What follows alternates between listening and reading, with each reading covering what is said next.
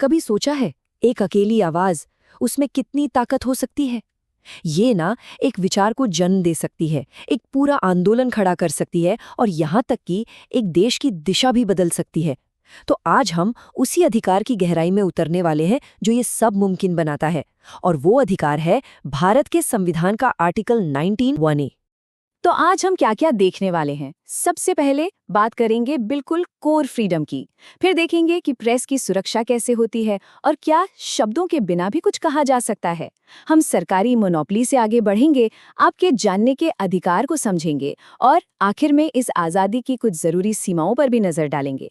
तो चलिए शुरू करते हैं। तो चलिए सबसे पहले बात करते हैं इस अधिकार की बिल्कुल जड़ों की। देखिए, बोलने की आज़ादी ये सिर्फ एक कानूनी हक नहीं है, ये तो हमारे लोकतंत्र की धड़कन है ना? वो बुनियाद है जिस पर सब कुछ, बिल्कुल सब कुछ टिका हुआ है। और सुप्रीम कोर्ट के ये शब्द ये सब कुछ साफ कर देते हैं। एक लोकतांत्रिक सरकार एक खुली सरकार होती है, मतलब जनता को ये जानने का पूरा हक है कि चल क्या रहा है। सोचिए, जब हमें पता ही नहीं होगा कि सरकार क्या कर रही है, तो हम उसे जवाबदेह कैसे ठहराएंगे? और बस यही जानने का अधिकार बोलने की आज़ादी की पहली सबसे ज़रूरी सीढ़ी है। और ये सब आता कहाँ से है? बस इस एक लाइन से। सोचकर देखिए, संविधान की बस ये एक छोटी सी लाइन और ये उन अनगिनत अधिकारों का सोर्स है, एक झरना है जिनके बारे में हम आज बात करने वाले हैं। ये एक गारंटी है, एक गारंटी कि हम अपने विचार, अपनी राय, यहाँ तक कि अपनी कला, उसे किसी भी तरह से, किसी भी मीडियम से दुनिया के सामने रख सकते हैं। तो ठीक, अच्छा, यहाँ ना एक बहुत ज़रूरी फ़र्क है जिसे समझना ज़रूरी है, सेंसरशिप और प्रतिबंध के बीच का फ़र्क। प्री सेंसरशिप का मतलब है कि कोई चीज़ पब्लिश होने से या दिखाए जाने से पहले ही उसे रोक दिया जाए। सुप्रीम कोर्ट का कहना है कि ये आमतौर पर फ्री स्पीच पर एक गलत तरह का प्रतिबंध है। वहीं दूसरी तरफ है उचित प्रतिबंध, मतलब कोई बात पब्लिश हो गई, उसके बाद कुछ खास वजहों से उस पर लिमिट्स लगाई जा सकती हैं। और ये वजहें क्या हैं, ये हम आगे देखेंगे। और सुनिए, ये जो प्रोटेक्शन है ना, ये सिर्फ नेताओं के भाषणों या न्यूज़ तक ही सीमित नहीं है। आपको शायद हैरानी हो, लेकिन विज्ञापनों को भी ये सुरक्षा मिली हुई है। हाँ, टाटा प्रेस लिमिटेड केस में सुप्रीम कोर्ट ने एकदम साफ कर दिया कि कमर्शियल स्पीच यानी एडवर्टाइजिंग भी अभिव्यक्ति का ही एक रूप है। और बात भी सही है, आखिर वो भी तो एक तरह की जानकारी ही है जो हम तक पहुंचती है।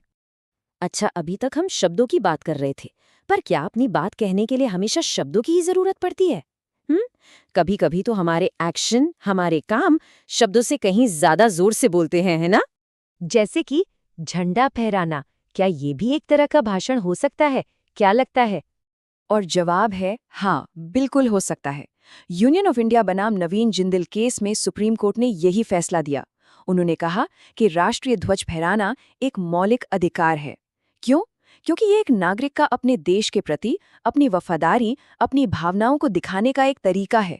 ये एक सिंबॉलिक स्पीच है और ये पूरी तरह से प्रोटेक्टेड है। ठीक है, झंडे की बात तो समझ आ गई, पर एक और सवाल जो शायद इससे भी ज्यादा इंटरेस्टिंग है। अगर हमें बोलने का अधिकार है, तो क्या हमें चुप रहने का भी अधिकार है? इसका जवाब भी है हाँ। मशहूर नेशनल एंथम केस याद है? इसमें कोर्ट ने उन स्टूडेंट्स को प्रोटेक्ट किया जो राष्ट्रगान के सम्मान में खड़े तो हुए पर उन्होंने गाया नहीं। कोर्ट ने कहा कि बोलने के अधिकार में चुप रहने का अधिकार भी शामिल है। आप किसी को बोलने के लिए मजबूर नहीं कर सकते। तो हमने कागज की बात की, सिंबल्स की बात की, अब आते हैं मॉडर्न जमाने में।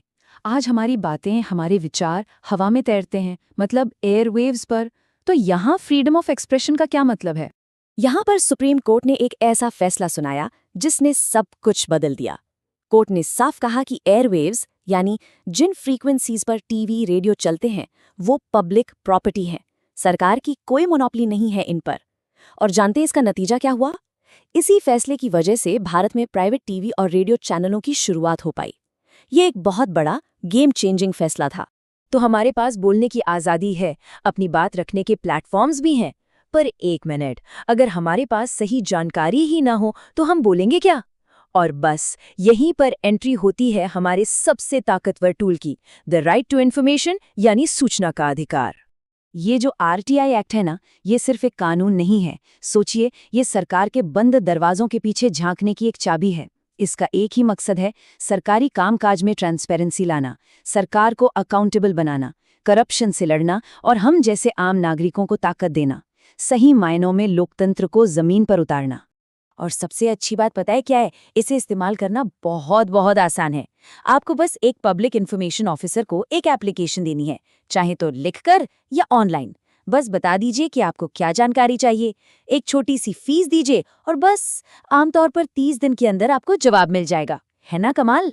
लेकिन सच की राह कभी आसान नहीं होती।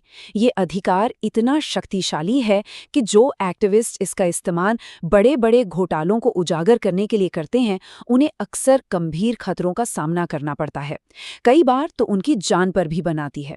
ये बात हमें उनके साहस की याद दिलाती है और ये भी बताती है कि ये कानून कितना ज़्यादा ज़रूरी है। तो अब तक हमने आज़ादी की बात की, लेकिन जैसा कहते हैं हर सिक्के के दो पहलू होते हैं। ये जो बोलने की आज़ादी है ये एब्सोल्यूट नहीं है, मतलब असीमित नहीं है, और इसकी सीमाएं भी कहीं और से नहीं बल्कि खुद हमारे संविधान से ही आती हैं। तो वो कौन सी वजह हैं जिनके आधार पर सरकार इस आज़ादी पर कुछ रोक लगा सकती है?